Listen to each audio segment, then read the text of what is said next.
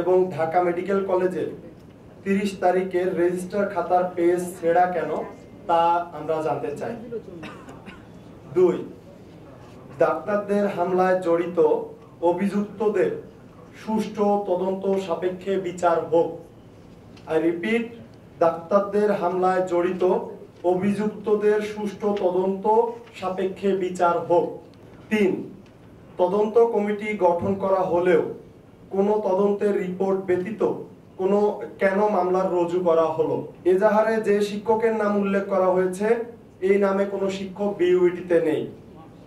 অধিকন্তু উক্ত কথিত এই 3 জন শিক্ষার্থীর নামেও অত্র বিশ্ববিদ্যালয়ে কোনো শিক্ষার্থীকে আমরা খুঁজে পাইনি। উল্লেখ্য যে ওই দিন 31শে আগস্ট 2024 আলোচনায় সিদ্ধান্ত হয়েছিল যে তদন্তের পর দোষী ব্যক্তিদের বিরুদ্ধে ব্যবস্থা গ্রহণ করা হবে, কিন্তু তদন্ত রিপোর্ট ব্যতীত রুজুকৃত বিইউবিটির নাম করে যে মিথ্যা মামলা দেয়া হয়েছে তা অনতিবিলম্বে প্রত্যাহার করতে হবে। উল্লেখ্য যে বিইউবিটির নাম দিয়ে যে 4 জনের মামলা করা হয়েছে তারা কেউই বিইউবিটির সাথে কোনোভাবে সম্পৃক্ত না। 4, কোনো ধরনের কোনো রিপোর্ট ছাড়াই সকল মিডিয়ায় বিইউবিটির নাম প্রচার করে বিইউবিটির সুনাম ক্ষুণ্ণ করা হয়েছে।